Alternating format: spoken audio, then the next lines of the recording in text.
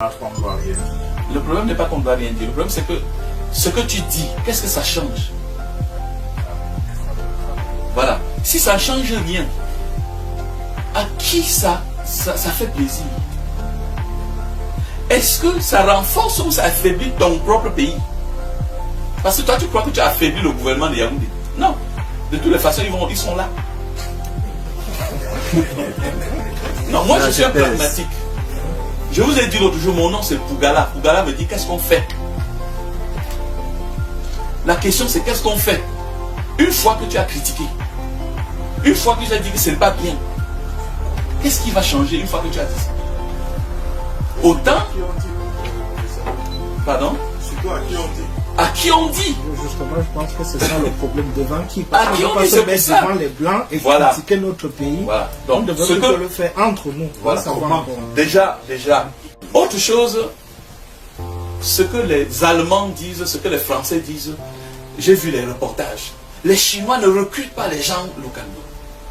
Quand les Chinois prennent un chantier, ils battent les records au monde pour la brevité des chantiers. Ils disent 6 mois parce qu'ils travaillent 24 heures sur 24 sur le chantier. Nous sommes habitués que vendredi on se repose, on revient lundi. Non, que le jeudi soir on part déjà au deuil. Oh voilà. C'est ça. Nous sommes dans ça, donc. À partir de jeudi, c'est difficile. Donc, au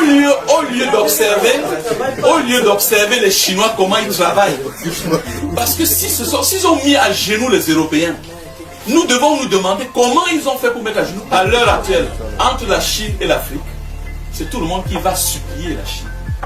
Il ne faut pas changer de rôle. La Chine se passe de l'Afrique, mais l'Afrique ne se passe pas de la Chine. Einstein avait pour habitude de dire que la folie, c'est de faire la même chose et de s'attendre à des résultats différents. Donc on ne peut pas vouloir que l'Afrique soit plus ou moins au même niveau que l'Europe et toujours faire la même chose. Parce que ça fait mal de le dire, mais chez nous en Afrique, on ne travaille pas assez. Ça c'est clair. On ne travaille pas assez. Et avec une telle mentalité, on aura beau jacasser pendant 100 ans. Tant qu'on se comportera de la même façon, l'Afrique n'avancera pas. Ça c'est clair, net et précis. D'ailleurs, il faut que, comme l'a dit Claudine Obissi, qu'on vende nos lits. Parce que si tu veux bien dormir demain, vends ton lit aujourd'hui. Et ça, c'est ça à quoi je t'invite. Travaillons. Parce qu'on est là, on se plaint. Posons-nous la question de savoir les Chinois, comment ils ont fait. Comment ils ont fait? Parce que nous, on passe le temps à dormir et on se dit émergence 2035. Vous pensez que Paul Biya, c'est lui qui va construire tout le Cameroun seul? Quand on dit émergence 2035, il y en a qui pensent qu'il y en a qui vont travailler et eux, ils vont seulement récolter les fruits. Non. C'est que nous tous, il faut qu'on se sente concernés par les problèmes du Cameroun et de l'Afrique en général. Parce que sinon, on pourra toujours se plaindre. Mais on aura toujours les mêmes problèmes. J'ai des étudiants qui, au début, lorsqu'on parlait des Chinois, ils disaient, professeur, c'est pas normal, les Chinois viennent vendre les beignets chez nous. Ça, c'est les étudiants de master. Hein. Je demande, est-ce que vous pouvez vendre les mêmes beignets? Mais non, professeur, on est quand même master. Master banque, master communication. On va pas aller vendre les beignets. Erreur. L'erreur, parce que ce Chinois qui vend les beignets, il ne va pas vendre les beignets un an. Il va là où il y a les consommateurs, observer les comportements des consommateurs. Toi qui crois que parce que tu vas prendre le master qui ne peut pas te rabaisser, tu laisses l'angle la plus stratégique pour te faire de l'argent. Parce que la masse populaire, c'est là où il y a l'argent. Mais comme l'œil est en train de voir qu'on va partir, on va partir. On voit l'avion, mais on ne voit pas que on va aller en avion là pour aller nettoyer chez les autres. Alors que nous, on était ici, on pouvait nettoyer chez nous. Donc nous avons des étudiants qui ont commencé. J'ai un étudiant qui a pris, qui est parti prendre un petit comptoir dans un marché. Après, il a pris un deuxième, après un troisième. Quand je lui ai demandé, est-ce que tu peux laisser continuer? Non, professeur, je ne peux plus. Même si on me fait cadeau de bain, je ne vais pas plus. Parce qu'il voit que le petit comptoir là où on vend les petits cubes magiques, chaque soir, on lui rend compte de combien il a gagné. Et le fait qu'il est en train d'avoir plusieurs petits comptoirs de gauche à droite, il sent finalement qu'il est important. Donc c'est aussi de notre devoir, nous les aînés, de faire comprendre à ces jeunes-là que non, ben qu'on vous dit, c'est pas ce que vous voyez à la télé, parce qu'ils sont si forts qu'ils nous ont montré à la télé qu'ils étaient le paradis. Est-ce que vous savez qu'il y a 30 millions d'Américains qui vivent en dessous de seuil de pauvreté? 30 millions. Mais on ne vous verrez jamais ça à la CNN. Quand ils vont montrer Nairobi, ils vont aller dans un ghetto montrer Nairobi. On va dire, c'est ça Nairobi.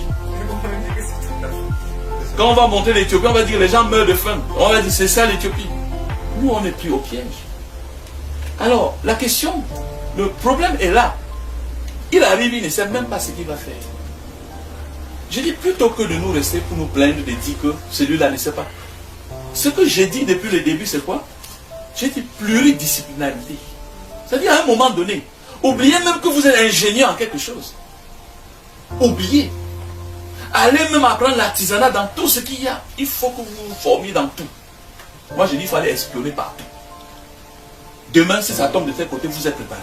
Si ça tombe de l'autre, vous êtes préparé. C'est quand même de chez vous. C'est quand même votre maison. Pourquoi? Parce que il est de loin beaucoup plus facile. C'est-à-dire que vous pouvez ne pas être d'accord avec moi, mais jusqu'à la mort, je vais insister. Il est plus facile de réussir chez nous qu'ici. Je vous ai dit, quelqu'un qui a son comptoir, vous pouvez avoir le comptoir ici. On va vous sortir les papiers, à commencer par les trucs sanitaires. Et il faut d'abord marcher. Une manière de vous dire que ne vous embrouillez pas, vous n'avez pas l'autorisation. Ma personne, contrairement à ce que beaucoup de gens pourraient penser, il est beaucoup plus simple de s'en sortir en Afrique plutôt que de s'en sortir en Europe. Pour la simple raison qu'en Europe, tout est déjà tellement bien fait, tout est déjà tellement avancé. C'est à tel point que pour se démarquer, c'est très compliqué. Alors que chez nous en Afrique, il y a des secteurs qui sont complètement inexploités. Il y a des boulevards d'opportunités sur lesquels il faut juste quelqu'un de déterminé, de courageux, de travailleur pour se faire un maximum de thunes. Malheureusement, il y a beaucoup de gens qui passent leur temps à se plaindre, qui ne veulent rien foutre, mais qui veulent tout. Je vais te prendre un simple exemple. Ce dans quoi je me suis lancé, le résumé de livres. Si je te prends un livre comme celui de Robert Kiyosaki, on a déjà eu 250 000 résumés dessus.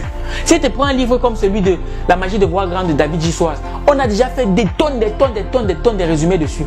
Mais maintenant, si je te prends des livres écrits par des Africains, La chef de ma mère de Ricardo Kanyama, Le jeune entrepreneur africain de Claudel Noubissi, Pouvez-vous devenir riche et aller au ciel de Ricardo Kanyama, Le chemin de Yala de la biographie de Victor Photo, il n'y a aucun Africain qui s'est plié là-dessus. Donc il va de soi que si moi je me lance là-dedans, c'est sûr qu'il y a des gens qui veulent ça. C'est une opportunité. Mais maintenant il va falloir du temps pour que ça soit rentable. Et c'est là où les gens ne veulent pas se lancer. C'est ce chemin-là que les gens ne veulent pas faire. Alors qu'on sait tous que c'est le processus qui forme les millionnaires. Donc ma personne, arrête de te plaindre. Et regarde plutôt toutes les opportunités qu'il y a pour toi en Afrique et bats-toi pour les saisir. De regarder les soutenances de nos illustres professeurs. Allez voir vraiment les soutenances. Quel est le titre de leur thèse? Vous serez surpris. C'est que les Victor Hugo. Non, il suffit, vous allez dans le site de la Sorbonne. Vous allez voir tous ceux qui ont soutenu les débats. Vous n'allez pas voir les anciens, mais vous allez voir les derniers qui ont soutenu. Quel est le titre de leur thèse? Moi, j'ai vu le recteur de l'université de Yaoundé a mis le titre de sa thèse dans le site de l'université de Yaoundé. Il a fait sa thèse, c'est la grammaire, non, c'est quoi, la syntaxe quoi, entre les Wondo et le français. Et il a fait un doctorat là-dessus. Et on se pose la question, mais comment on l'a fait soutenir avec un thème du genre? En quoi ça nous aide de savoir quelle est la syntaxe entre le Wondo et le français? Donc, il y a un système qui fait qu'on nous canalise. Donc même quand on dit, et une question que vous devez vous poser, en France c'est si difficile d'entrer à la Sorbonne. Comment est-ce que c'est possible qu'il y a toujours une place pour les Africains? Je vous laisse ça comme mot de fin. Merci. Bon voilà ma personne, j'espère que cette vidéo t'aura été utile. Et si tu veux aller plus loin, je te mettrai en description les liens qui te conduiront sur la page du docteur Pougala et tu pourras apprendre énormément de choses. Mais s'il y a bien une chose que j'aimerais que tu retiennes de cette vidéo, c'est la chose suivante. Il est beaucoup plus facile de s'en sortir chez nous en Afrique que de s'en sortir en Europe. Donc voilà ma personne, si cette vidéo t'aura été utile, je t'invite à cliquer sur tous les boutons, laisse-moi un message en commentaire et je te donne rendez-vous à la prochaine vidéo. Minakano.